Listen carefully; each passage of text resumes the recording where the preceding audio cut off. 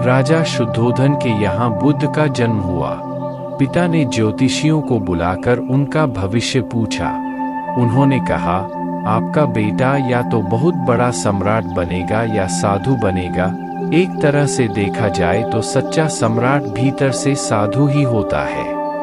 जब ज्योतिषियों की भविष्यवाणी राजा ने सुनी तो वे घबरा गए कि मेरा बेटा साधु हो जाए, ऐसा ठीक नहीं होगा। राजा ने कहा, इसका कोई उपाय बताए, क्योंकि मैं चाहता हूं कि राजा का पुत्र राजा ही बने।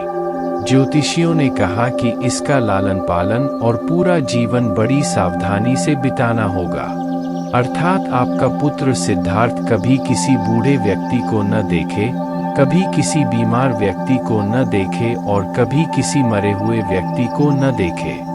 जब तक ऐसा होगा तब तक वे राजा ही बने रहेंगे।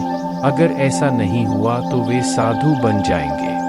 राजा शुद्धोधन ने अपने पुत्र सिद्धार्थ के लिए बढ़िया से बढ़िया, बड़े बड़े महल, अच्छे से अच्छा भोजन, दास दासियां और खाने पीने के सामान आदि सभी वस्तुओं के ढेर लगवा दिए। पिता ने पुत्र को सुख सुविधाओं में इतना उलझा दिया कि उसे बाहर का संसार याद ही नहीं आया। शुद्धोधन ने समझ लिया कि अब इतने सुखों के आगे साधु बनने का प्रश्न ही उपस्थित नहीं होता। वे निश्चिंत हो गए। राजा शुद्धोधन ने बिल्कुल पक्की व्यवस्था कर रखी थी कि उनका पुत्र सिद्धार्थ जीवन में कभी भी वृद्ध, बीमार और मृतक व्यक्ति को देख न सके, क्योंकि वे अपने पुत्र को खोना नहीं चाहते थे। सिद्धार्थ का जीवन ऐश्वर्य और सुख सुविधाओं में बीत रहा था। उनके जवान होने पर शुद्धोधन ने उनका विवाह एक सुंदर कन्या यशोधरा से कर दिया। विवाह हो जाने पर शुद्धोधन की आधी चिंता मिट गई। अब तो शादी हो गई है, अब कहाँ जाएगा? अब तो मेरा पुत्र बंधन में बंध गया है, अब उसके कहीं जाने का कोई सवाल ही नहीं उठता। 1 वर्ष बाद सिद्धार्थ को एक बेटा हुआ।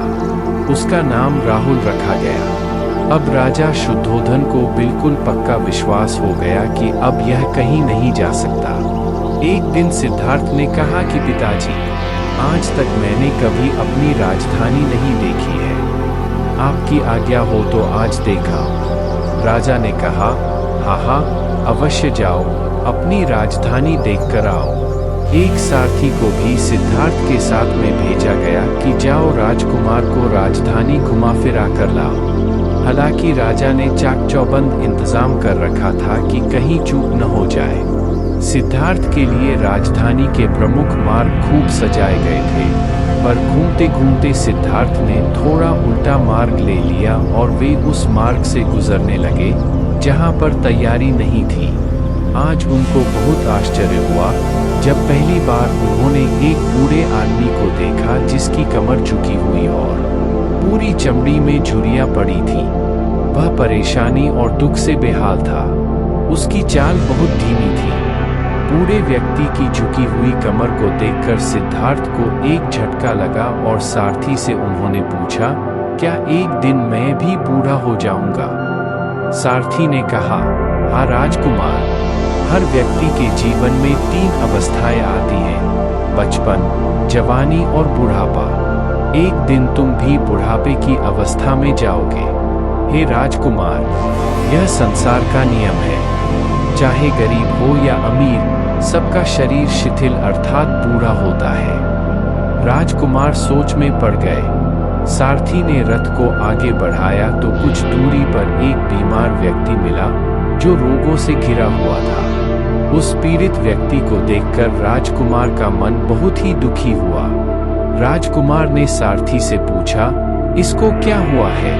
सारथी ने कहा, यह व्यक्ति बीमार है, इसलिए यह कराह रहा है। इस संसार में दुख और सुख दोनों हैं। यह अपने अपने भाग्य की बात है कि कोई दुखी है और कोई सुखी है। राजकुमार ने सारथी से पूछा, क्या मैं भी कभी बीमार हो सकता हूँ? सारथी ने कहा, आप यह विचार अभी छोड़ दें। समय बड़ा बलवान होता है। ये सारी बातें कर्मों पर निर्भर करती हैं। चाहे राजा हो या रंक, सुख दुख सब पर आते हैं। अगर शरीर में कोई रोग आना है तो वह आएगा। यह सब सुनकर राजकुमार सोच में पड़ गए। सारथी ने रथ को कुछ आगे बढ़ाया तो सामने से 4 कंधों के ऊपर एक अर्थी को जाते हुए देखा। राजकुमार ने ऐसा पहली बार देखा था। उसने सारथी से पूछा, यह क्या है? सारथी ने कहा, यह आदमी मर गया है। यह मुर्दा है। जो व्यक्ति मर जाता है उसको बांधकर श्मशान भूमि में ले जाते हैं, फिर वहां पर उसे जला दिया जाता है। राजकुमार ने कहा, क्या सबको मरना पड़ता है? सारथी ने कहा, हाँ, सबको मरना पड़ता है। यह मृत्युलोक है। जो जन्म लेता है उसे कभी न कभी अवश्य ही मरना पड़ता है। राजकुमार ने पूछा, तो इसका मतलब यह हुआ कि ठीक इसी तरह से एक दिन मुझे भी मरना होगा। मेरी देह भी मुर्दा होगी और मुझको भी 4 कंधों पर उठाकर ले जाया जाएगा। मुझको भी ऐसे ही रस्सियों से बांधा जाएगा। मेरे भी आगे पीछे घर के सदस्य रोएंगे, तड़पेंगे और जिस संसार को मैंने इकट्ठा किया है वह सारा का सारा मुझसे छूट जाएगा। इसका मतलब यह हुआ कि क्या एक दिन मैं भी मर जाऊंगा? क्या एक दिन यशोधरा भी मर जाएगी? क्या एक दिन मेरा राहुल भी मर जाएगा? सारथी ने कहा, हाँ राजकुमार, एक दिन मैं भी मरूंगा, आप भी मरेंगे, यशोधरा भी मरेंगी और राहुल भी मरेगा, क्योंकि यह सब मरने के लिए ही पैदा हुए हैं। उस रात सिद्धार्थ सो न सके। सोचने लगे कि क्या संसार में इतना दुख है, रोग है, बुढ़ापा है, और ऐसे में मैं खा पी कर कैसे जी सकता हूँ? नहीं, ऐसा मुझसे नहीं हो सकता। मुझे खोजना होगा उस तत्व को जो दुख, पीड़ा और शोक से रहित हो, जो भय, भ्रम और भूल से परे हो, जो अनंत आनंद से भरा हो, जिसे पाकर फिर और कुछ पाने की इच्छा न हो। सिद्धार्थ वैराग्य के शिखर तक पहुंच चुके थे। बस उसी रात को उन्होंने घर छोड़ दिया। सारथी से कहा कि नगर की सीमा से दूर ले चलो।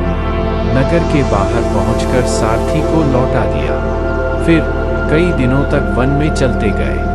एक घने पीपल के वृक्ष के नीचे आसन लगाकर ध्यान में लीन हो गए। दोस्तों, अगर आपको यह वीडियो पसंद आई हो तो कृपया इसे जरूर लाइक, सब्सक्राइब करें और अपने दोस्तों के साथ शेयर करें।